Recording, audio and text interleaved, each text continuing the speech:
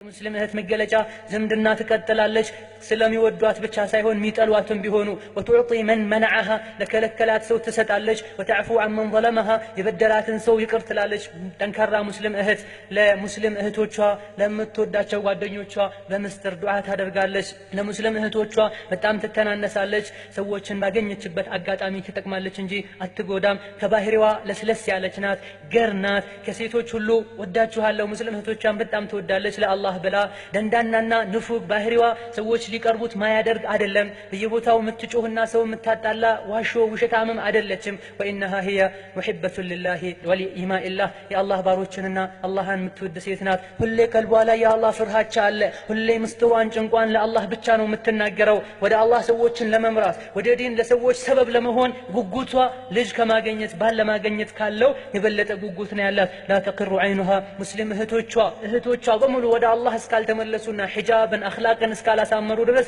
ምንም ደስተኛ አትሆንም ለሌላው አርቃ ታስባለችና ጎረቤቷ ወንጀል ስትሰራ ፊልም ስታይ ዘፈን ስታደምጥ ተራቁታ ስትሄድ ካየቻት በጣም ታዝናለች ቀስ ብላም ትመክራታለች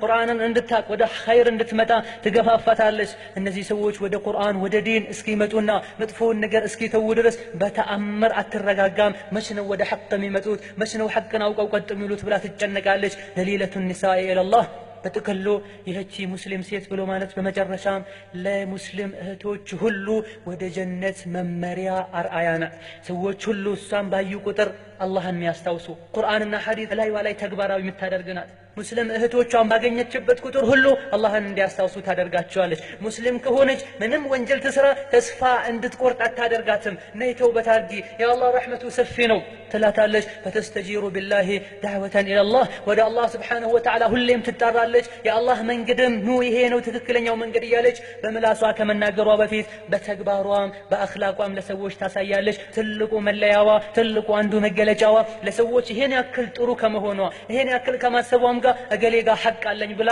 እገሌ ሐቅን አልሰጠኝም ብላ ከሰዎች ምንም መብት አትጠብቅም ወላ ለሃ عليهم فضل እኔ እነሱ ላይ ባለውለታ ነኝም አትልም انما الفضل لمن يفتح لها باب الاجر والثواب እኔ እንደውም ሰዎች ወደ ኸይር በመራው ቁጥር ለነሱ እኔ ላይ አጅር አላቸው ምንድነው ፈضል ውለታ አላቸው እሺ ብሎኝ ወደ ኸይር ነገር ስለመጡ አንድን ሰው ወደ ኸይር ነገር በጠራችና በመጡ ቁጥር ለኸይር ነገር ሰበብ በሆነች ቁጥር አንድ ሰው በዲኑ ቀጥ እንዲል አንድ እህቷ ቀጥ እንድትል ባደረገች ሰበብ በሆነች ቁጥር ይችን ሴት እንድታከብራት እንድትሰግድላት አይደለም የምትፈልገው ይልቁንስ እሷ በኔ ሰበብ ተቃናች ብላ አጅር እንደምታገኝ ተስፋ ታደርጋለች ይህቺ ሙስሊም እህት ባንቺ ሰበብ ተመራች ባንቺ ሰበብ ስትመራ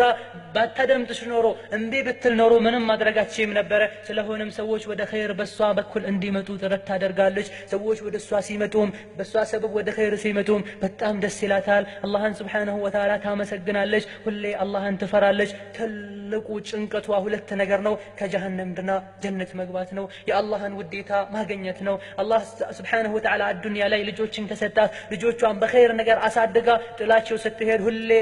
አላህዬ ሆይ እናቴን ማርልኝ አባቴን ማርልኝ ጀነት አስገባልኝ የሚሉ ልጆችን መውለድ ነው የምትፈልገው እነዚህን ልጆችን በኸይር ነገር ታነጻለች በአጠቃላይ ወይም ደግሞ በትንሹ ጫፍጫፉን ለማስታወስ ያክል ይሄ የሙስሊም ሴት መገለጫ ነው በጥቂቱ አላህ Subhanahu Wa Ta'ala ከመረጣቸው የጀነት የቂያማ ቀንም ጭንቅን መከራን ከማያሳያቸው ሴቶች አላህ እንዲያደርግሽ እማጣናለሁ አላህን Subhanahu Wa Ta'ala ጠይቀዋለሁ ስለሆነም እነዚህ ባህሪዎችን የሴት ልጅ መገለጫ አሁን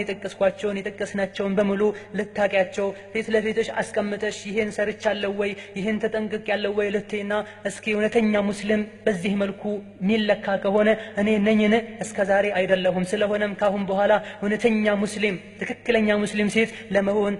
ጥረት ማድረግ አለብኝ የምለውን ይህን መልእክት ከደምጥሽበት ሰዓት ጀምሮ ራስሽን ልትገመግሚ ይገባል ይህን መልእክት ሰምታ በዛው በነበረችበት ጋጠ ወጥነት መትቀጥል ከሆነ አላህ Subhanahu Wa Ta'ala ኸይርን አልፈለገላትም ማለት ነው አላህ ኸይርን ካልፈለገለት አንድ ሰው ምን እንደሚወጣው የት እንደሚሄድ የቂያማ ቀን አላቅም አላህ Subhanahu Wa Ta'ala ለሁላችንም ቀልብ ይስጠን በሰማነው ከምንጠቀም ሰዎች አላህ ያደርገን ከቂያማ ቀን ውርደትም ይጠብቀን ወቢላሂ ተውፊቅ ወሰላሙ አለይኩም ወራህመቱላሂ ወበረካቱ